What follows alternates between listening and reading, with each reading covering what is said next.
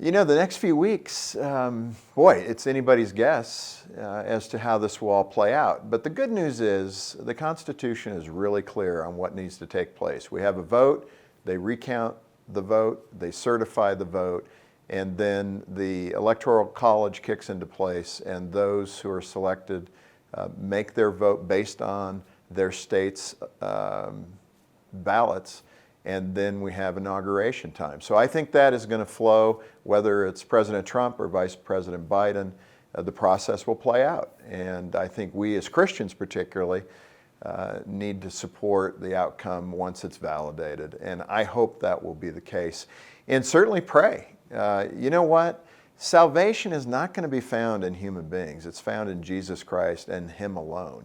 So the gospel is the key, and we've got to continue to remember how do we express the gospel in a culture that sometimes is friendly and sometimes is hostile.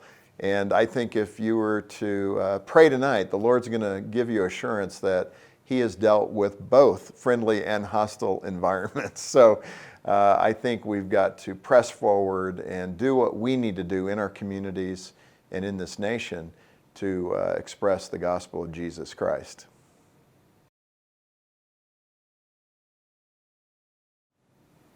You know, I think my initial response to the election results as we know them so far was disappointment in that those things that we care passionately about, whether it's the preborn baby, euthanasia, the nuclear family, and the importance of the family in the culture and the need to strengthen it. Those are the things we concentrate on each and every day, and it just felt like slightly too few Americans realize the importance of those areas. And so, yeah, I'd say a bit of a disappointment, at least right now. But we're going to keep fighting on those things that we believe in, because we believe those are the areas that will help this culture build itself into something even better and greater than we are today.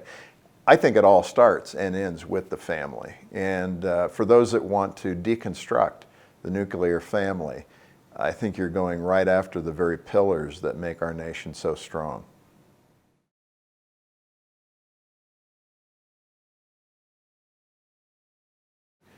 For those that are feeling real despair, or they're feeling frustrated or angry even about the outcome thus far, we need to take those things to the Lord in prayer, obviously. He says, be anxious for nothing, fear not.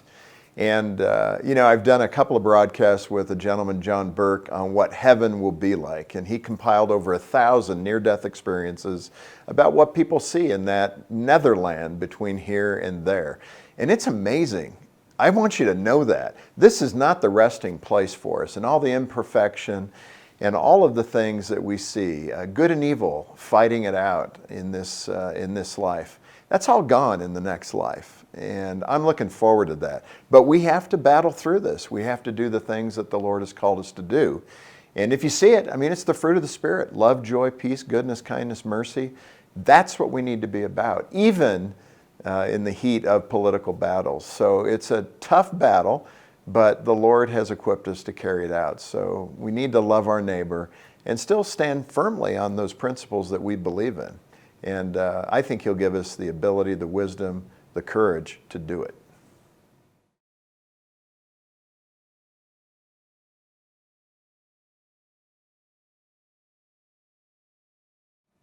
You know, we might be deepening this COVID crisis right now. Hospitals seem to be filling up once again. Vaccines are on the way, we get all that. And we're hopeful that the loss of life will be minimized. And we're looking at about 250,000 lives lost at this point.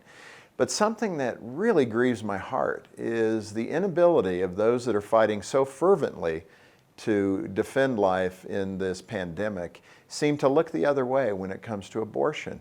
We've lost like 60 million children to abortion. Think of that. And I wish, I just wish that people that had that much energy to protect life around the COVID crisis, which is correct, it's the right thing to do, would give that energy to protecting the preborn child and to think of their rights as human beings as well. Here in Colorado, we had over 1 million people vote to limit the abortion at 22 weeks. And unfortunately, although that's a large number, we had more, somewhere around 1.8 million, vote to allow abortion to continue through 9 months, right up to the birth of the child. What sane culture allows that to happen?